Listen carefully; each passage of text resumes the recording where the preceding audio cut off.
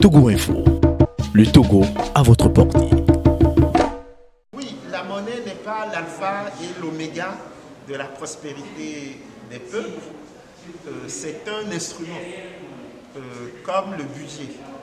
C'est pour ça que dans le cadre de notre session, nous avons beaucoup insisté sur l'impératif de bonne gouvernance dans nos pays et aussi l'impératif d'avoir une vision partagée du long terme.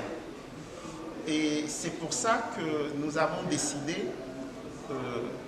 du 28 au 30 avril prochain d'organiser les états généraux de l'éco, qui en fait un colloque dont le titre est « Quelle monnaie pour quel développement en Afrique de l'Ouest ?»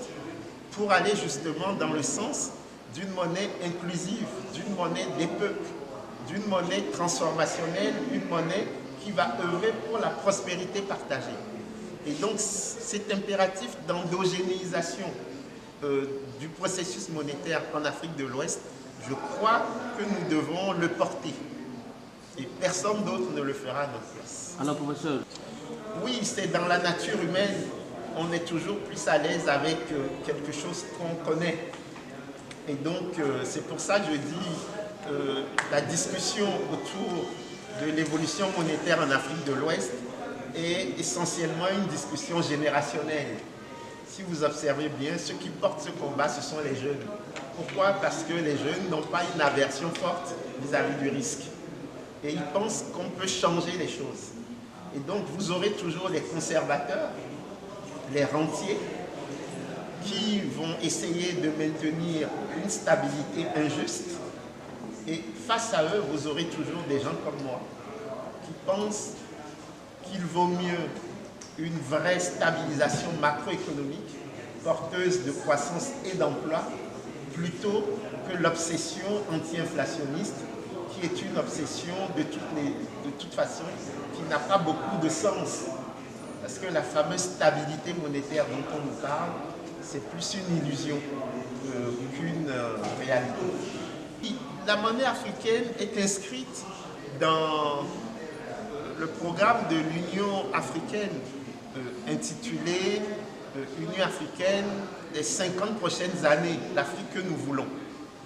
C'était fait en 2013, donc pour les 50 années à venir, donc c'est 2063.